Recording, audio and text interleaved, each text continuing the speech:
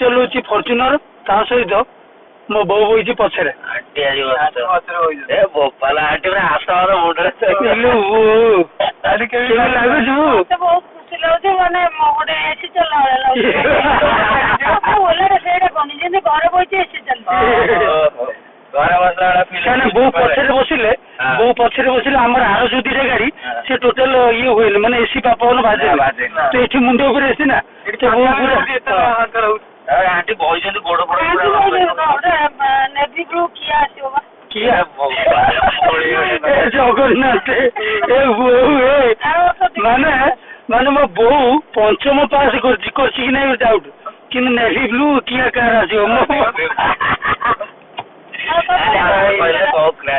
ଆଉଥରେ ବୋଉ କହିଲୁ ନେଭି ବ୍ଲୁ କଲର କିଆ ଗାଡିଟା କିଆ କୋଉଟା କହିଲୁ କିଆର ଟପ୍ ମଡେଲ କ୍ୟାରେନ୍ ଯୋଉଟା ପୁରା ଲମ୍ବା